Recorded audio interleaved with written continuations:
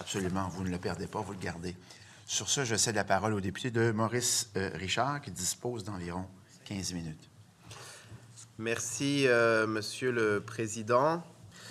Je vous avouerai que la conversation qu'on a eue juste avant ne me rassure pas sur la manière avec laquelle les investissements en infrastructure et leur soutien et leur maintien est fait que au dernier échange que j'ai eu avec le ministre, il a affirmé que le fait d'être propriétaire ou pas de barrage, par exemple, ne changeait rien à la côte du Québec. Est-ce que Monsieur le ministre peut nous dire qu'il n'y aurait eu aucune différence sur l'évaluation de la dette du Québec si aucune école n'était de l'ordre de mauvais ou très mauvais état? L'évaluation des agences de cotation se base sur le niveau des investissements qu'on fait sur base annuelle. Ça ne répond pas à la question. Si demain, il n'y a plus aucune école qui est en mauvais ou en très mauvais état, est-ce que ça améliore ou pas la situation de la dette du Québec? L'évaluation des agences de cotation se fait sur le niveau d'investissement qu'on fait annuellement. Ça ne répond pas à la question. Est-ce que si demain, il n'y a plus aucune école ni cégep qui est en mauvais ou en très mauvais état, ça améliore la dette du Québec? L'évaluation des agences de cotation se fait sur le niveau d'investissement annuel.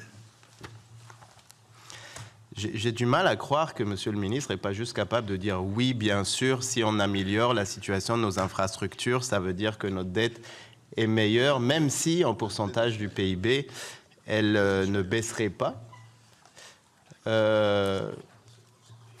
Est-ce que la phrase que le ministre vient de dire veut dire que le fait d'améliorer ou pas la qualité de nos infrastructures ne change rien à nos dettes? Ça serait quand même important de juste être transparent envers les Québécoises et Québécois et leur dire qu'est-ce qui fait... Tout le monde panique parce qu'il y a 11 milliards de dettes. Et ça serait bien de faire de la pédagogie, peut-être nous expliquer, Monsieur le ministre, pourquoi même...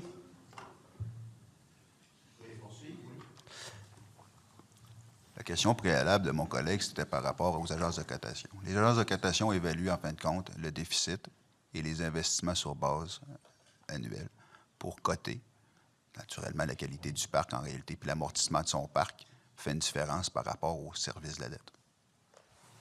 Bon, on avance. Donc, si vous investissez pour améliorer la qualité des cégeps, par exemple, ou des écoles, on s'entend que ça ne détériore pas la situation de la dette, même si c'est plus de défense. Monsieur le ministre. Ça n'a pas d'impact. C'est-à-dire que la dette, en réalité, c'est amortissement plus intérêt. J'ai pas compris. Ça n'a pas d'impact. Mais, Monsieur le Président, j'ai répondu à cette question-là par rapport à la cotation. Alors... Bon. Alors, qu'on soit clair, il y a deux types de dépenses pour à peu près tout le monde, et je vais faire une simplification que j'aime pas trop faire d'habitude, mais cette fois, je vais quand même la faire. Il y a les revenus et il y a les avoirs. Bon. Donc, si on a une dépense récurrente tous les mois, je sais pas moi, un abonnement à Vidéotron ou un loyer, ben ça, c'est tous les mois, on le dépense. Et puis, si on investit dans un avoir, que ce soit une maison ou une voiture, ben, c'est pris en compte dans les dettes, dans le calcul des cotes d'un citoyen. Bon, ça ne marche pas exactement comme ça pour un État, mais quand même, ça marche pas mal, surtout si on n'est pas propriétaire de sa propre monnaie, ce qui est notre cas, vu que c'est une monnaie canadienne. Donc, il y a une différence entre des dépenses récurrentes, des salaires, par exemple, des fonctionnaires, et le fait d'investir dans de l'infrastructure qui n'est pas vraiment une dépense récurrente pour la majorité des cas. Oui, mais c'est important parce que j'ai l'impression que Monsieur le ministre ne maîtrise pas cette partie-là de l'économie. Monsieur le Président. Monsieur le ministre. Moi, je suis comptable agréé de formation. Je sais très bien c'est quoi la différence. Parce que mon collègue dit qu'il y a deux types de dépenses. Ben non, il y a un type de dépenses. Les dépenses, c'est des dépenses d'opération. Le PQI, c'est pas des dépenses, c'est des investissements. Alors, mon collègue qui prétend, en fin de compte, qui sait des choses que je ne sais pas, ben non. Mais une fois que j'ai dit ça, les investissements, amortissements, plus dépenses en intérêt. Alors, c'est ce qui fait sur les résultats d'un État comparativement aux dépenses d'exploitation, que c'est 1 pour 1 l'année courante. On comprend bien ces concepts-là. Je réitère, les agences de cotation, pour évaluer leur cotation, sont sur base d'investissements annuels. Bon. Monsieur le député Maurice Richard. On avance même beaucoup. Je remercie monsieur le ministre qui est comptable agréé de nous répondre effectivement ce que j'essaye de dire depuis le début et qui est quand même simple. Et donc, si on investit dans nos infrastructures, ça ne devrait pas être évalué comme d'autres dépenses, justement, qui, elles, sont récurrentes par rapport à notre capacité de dépenser de l'argent. C'est bien ça, monsieur le ministre. Monsieur le ministre. Monsieur le Président, c'est une grande distinction. Ce n'est pas une dépense, c'est un investissement. C'est très bien. Donc, c'est pas du tout la même chose. Vu que c'est un investissement, pourquoi ne pas investir plus dans nos écoles pour qu'il y en ait moins que la moitié qui soit pourrie? Là? Je ne prends pas ce terme-là, pas honnêtement. Là. Bon, il y en a des moisis. Moisis, c'est le bon terme. Il y en a qui sont moisis. Monsieur le Président, je ne prends pas ces termes-là. On travaille très fort pour rétablir l'état de nos infrastructures. Alors, mon collègue dit, je comprends que ce qu'il nous dit, c'est investissez sans limite. Mais non, c'est pas possible, ça. Parce que sur le cadre financier, l'évaluation des agences de cotation prennent les investissements annuels dans leur calcul de cotation. Alors, je le dis, je le répète, c'est un des critères. Et après ça, on a un cadre financier. Vous comprenez que si j'investis 19 milliards cette année, ce qui va passer à la dépense, c'est amortissement et intérêt des investissements passés.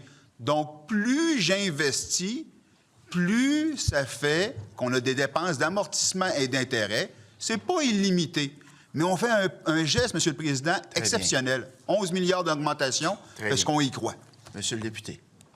Monsieur le ministre, dans ma circonscription, il y a l'école Sophie Barra qu'on a laissé littéralement pourrir. Et là, je dois vous donner... je suis en accord avec vous pour dire que ça commençait bien avant votre gouvernement. On s'est retrouvé avec des fenêtres qui tombent, un toit qui coule. Est-ce que vous considérez qu'il y a des investissements qui auraient dû avoir lieu pour éviter les dépenses de 250 millions maintenant qui doivent être mis sur la table pour rétablir la situation de cet immeuble? Monsieur le ministre. Monsieur le Président, tout le monde sait que des investissements en maintien d'actifs sont nécessaires. Si on parle habituellement, là, selon les calculs, pour maintenir un actif, là, un parc immobilier ou un parc d'infrastructure, c'est 1 de la valeur de remplacement sur base annuelle. Bon, certains bâtiments, quand c'est des bâtiments qui sont plus interpellés en termes 24 heures sur 24, par exemple, c'est peut-être 1,5 %. La bonne pratique, c'est de mettre en place des investissements importants en maintien d'actifs pour éviter qu'un parc se détériore. La situation dans laquelle on arrive en 2018, c'est un parc détérioré. Et là, on met bien plus qu'un 1,5 %, mais il y a du rattrapage à faire. Mais c'est sûr que le moment opportun d'investir, c'est de manière constante en maintien d'actifs. Et c'est vrai qu'un rattrapage, ce n'est pas la manière la plus efficiente. Merci, monsieur le député. On est d'accord. Donc, quand il y a un toit qui arrive en fin de vie, il vaut mieux le changer plutôt qu'attendre qu'il coule. Malheureusement, il y a plusieurs toits qui coulent au Québec, monsieur le ministre. Bon, parlons transport. Dans votre projection, dans le maintien des actifs du transport en commun, il y a pour 2025-2026 265 millions, l'année suivante 289, l'année suivante 338, et ensuite on a une drop de 200 millions d'un coup en 2028-2029. Quel miracle fait en sorte qu'on passe de 350 à 150 millions dans le maintien des actifs en transport en commun? Merci. Monsieur le ministre. En maintien d'actifs, il faudrait que je voie les données que vous nommez, là. QI B34. C'est ça. Alors, en maintien d'actifs, bien, naturellement, c'est une projection des sommes avec un total que vous avez. Puis vous voyez que les 3 premières années, qui sont des années, comme on mentionne régulièrement au Plan québécois des infrastructures, des années où la prévisibilité est assez claire. C'est-à-dire que aujourd'hui, je sais que je vais faire cette année, pas mal ce que je vais faire l'an prochain, pas mal ce que je vais faire dans 2 ans. Puis plus je m'éloigne, plus que les travaux vont se matérialiser avec ce qu'on va observer. Et vous comprenez qu'à l'an 8, en maintien d'actifs, par exemple, ça risque d'être plus flou que 2 ans avant l'an 8, quand on va être à l'an 6. Alors, c'est le portrait qu'on a. Les sommes des 3 premières années nous apparaissent conséquentes par rapport au maintien d'actifs. Donc, je n'ai entendu aucune explication qui explique une drop de 60% la 4e année. Et on s'entend que ce n'est pas des dépenses qu'on découvre, le maintien des actifs du transport en commun. Donc, vous dites que les 3 premières années sont celles qui sont les plus spécifiques. Dans le PQI de l'année dernière, là, 2025, c'était censé être 462 millions. Dans celui de cette année, c'est 369 millions. En peux-tu prévoir mieux que ça, juste l'année qui s'en vient, sans avoir à couper 100 millions? Encore là, c'est des choix qui sont faits sur l'ensemble d'un portefeuille en transport puis pour l'ensemble du gouvernement. Hein. Je réitère, on a 19 milliards cette année, puis on fait des choix qui peuvent varier d'une année à l'autre. C'est normal. C'est la priorité, puis honnêtement, le ministère des Transports est beaucoup plus habilité. Moi, je ne me dégage pas de mes responsabilités, je les prends très à cœur. C'est-à-dire, on a une enveloppe globale, puis on doit prioriser, puis avec l'ensemble des ministères, faire les bonnes priorisations.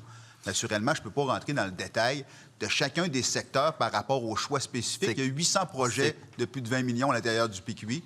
J'en connais pas mal, mais je vous appelle en fin de compte à parler aux secteurs pour leurs choix spécifiques. C'est clair. Il y a exactement 2 minutes, vous m'avez dit, les 3 premières années, c'est celles qu'on prévoit le mieux. Je vous dis que l'année dernière, pour la prochaine année, pas dans 3 ans, là, vous aviez prévu 362 millions. En fin de compte, il y en a juste 369. Et tout d'un coup, cet argument-là, il ne marche plus. Vous avez coupé 100 millions dans le maintien des actifs du transport en commun et vous n'avez pas d'autre explication que parler à un autre ministre. Non, mais c'est-à-dire qu'on réitère que les investissements sont probants. On l'a fait en réalité sur la démonstration du passé. Année après année, on fait un exercice de plan québécois des infrastructures qui prend 3-4 mois, puis on vient rétablir les coûts. Donc, c'est ce qu'on a devant nous. Donc, vous avez coupé 100 millions. Que vaut votre parole pour l'année prochaine, Monsieur le ministre? Moi je n'ai rien coupé. Le plan québécois des infrastructures pour le réseau, pour le transport, a augmenté de 7 le PQI. Les choix et les arbitrages, après ça, la distribution de ces sommes-là par rapport aux différents besoins de transport, soit en ferroviaire, soit en maritime, soit en routier, soit en transport collectif, ça appartient au transport. Jusqu'à présent, ça va très bien, parce que notamment, nous prenons pour acquis la parole des autres. Je ne voudrais pas réintervenir à ce stade-ci. Monsieur le député de Maurice Richard.